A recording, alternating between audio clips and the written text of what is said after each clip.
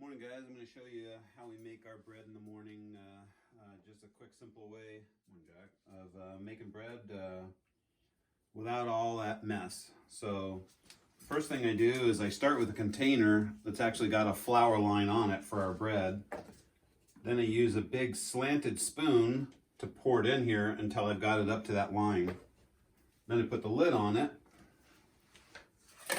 like this. And I shake it. This is basically using your sifter to get that air into that and break it up.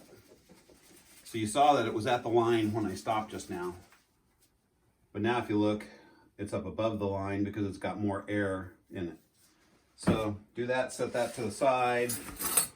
I take a block of butter and I just cut a piece off. I leave the paper on it, throw it in a big bowl, give it 30 seconds in the microwave, and that's good to go. And then I need a cup and a third of what I'm going to put in for a liquid. So I found a container that is roughly a little under a cup. So I'm going to use 1.5 of those. That's going to end up being my cup and a half. Now I don't need to clean a bunch of yeah, I have them. I mean, I've got all the measuring things over here, but I hate fighting with these every time I turn around. So to keep from fighting with them, I just don't use them. Now I'm going to take this, and by leaving the paper on it, it keeps it from spewing all over inside there. So now I'm just going to pour that in there. Now I want to put my sugar in there. It calls for got a little cheat sheet here that I use. It calls for 3 tablespoons of sugar. Go in your cutlery. This is a tablespoon, teaspoon. I use tablespoons and teaspoons.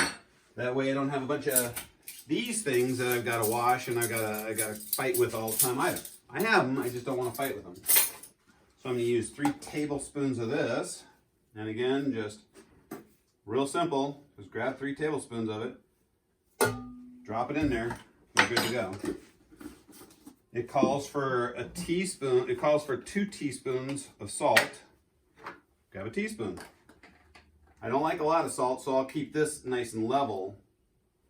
Sugar, not so much. Because I need the sugar for the yeast. The yeast is going to feed off of that sugar. So now for the yeast, keep this in the refrigerator.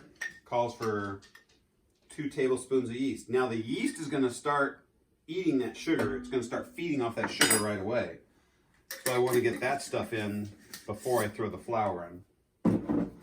So now that I've got all that stuff put together, the only thing left I have to do is add that flour that I put in here. So we're going to give it a little bit more of a shake.